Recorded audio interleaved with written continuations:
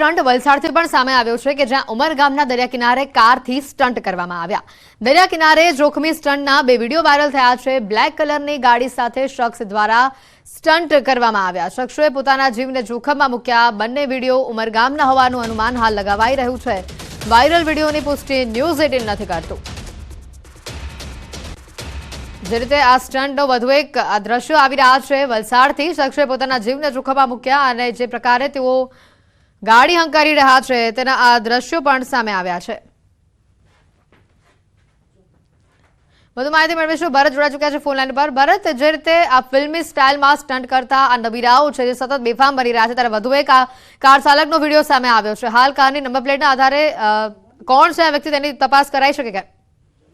જી બિલકુલ, અત્યારે જે તે વિડીયોમાં જોવાઈ રહ્યું છે કે ન માત્ર સામાન્ય યુવક પરંતુ ભાજપના ઝંડા સાથે આ યુવકે છે દરિયા કિનારે આ રીતના જોખમી સ્ટન્ટ કર્યા હતા અને અત્યારે સોશિયલ મીડિયામાં પણ તેને આ છે વિડીયો અપલોડ કરેલો છે.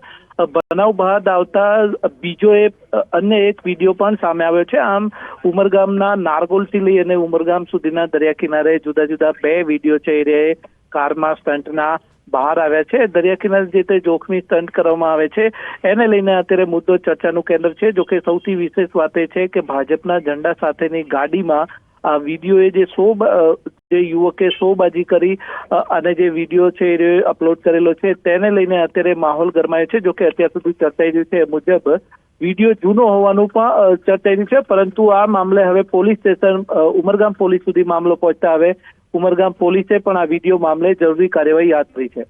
બિલકુલ, આભાર ભરત માહિતી બદલ.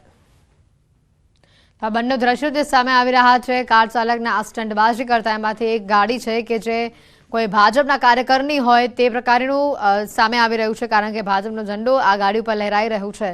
ત્યારે આ સ્ટન્ટબાજો ક્યારે સુધરશે તે મોટો સવાલ છે. હાલ પૂરતું તો લાગી રહ્યું છે કે આ વિડીયો જૂનો હશે.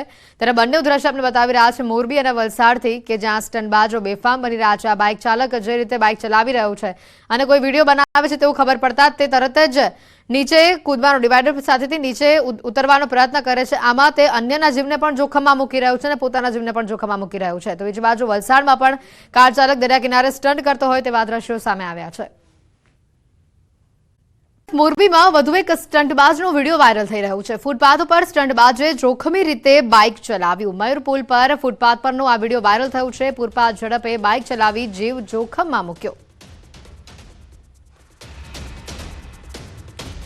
યુવકે પુલના ફૂટપાથ પર આ પ્રકારે તેનું બાઇક ચલાવ્યું અને સ્ટન્ટ કર્યા. વધુ માહિતી મેળવીશું. અતુલ અમારી સાથે સંવાદદાતા જોડાઈ ચૂક્યા છે. અતુલ, જે રીતે આ સ્ટન્ટબાજો બેફામ બની રહ્યા છે તેનો આ વધુ એક પુરાવો સામે આવ્યો છે. હાલ આ બાઇક ચાલકની અટકાયત કરાઈ છે કે કેમ? જી હેતવી, જે મોરબી જિલ્લામાં છેલ્લા કેટલાક સમયથી સ્ટન્ટબાજોનો જે વિડીયો વાયરલ કરવાનો ક્રેઝ વધી રહ્યો છે તેના ભાગરૂપે ફરી એક જે છે વિડીયો સામે આવ્યો છે જે મોરબીના મયુરપુલનો વિડીયો છે અને પોલીસ દ્વારા આ જે વિડીયો ધ્યાનમાં આવતા જે કાર્યવાહી શરૂ કરી દીધેલ છે. હાલ સુધીમાં છેલ્લા 1 મહિનામાં 30 થી વધુ આવા સ્ટન્ટ ચાલકો વિરુદ્ધ ગુનો દાખલ કરી અને કાર્યવાહી કરવામાં આવી છે. ત્યારે પોલીસે જે સ્ટન્ટ ચાલક યુવક છે તેને પકડવા કાર્યવાહી હાથ ધરી છે. હેતવી, આભાર અતુલ માહિતી બદલ.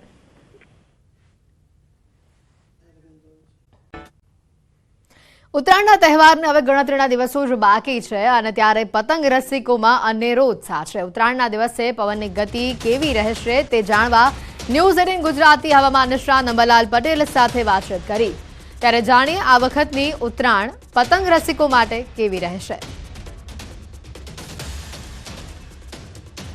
ઉત્તરાયણની પતંગ રશિયાઓ તૈયારી કરી રહ્યા છે. ત્યારે પવન કેવો રહેશે તે આપણે જાણીશું. આપણી સાથે છે હવામાન નિષ્ણાંત અંબાલાલ પટેલ.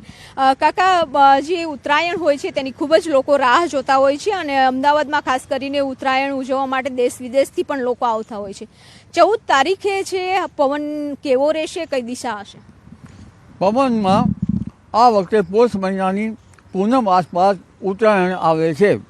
એટલે એકંદરે જોવા જઈએ તો લગભગ પૂનમ સવાયું મકર સંક્રાંતિ સવાઈ આવે તો સારું રહે.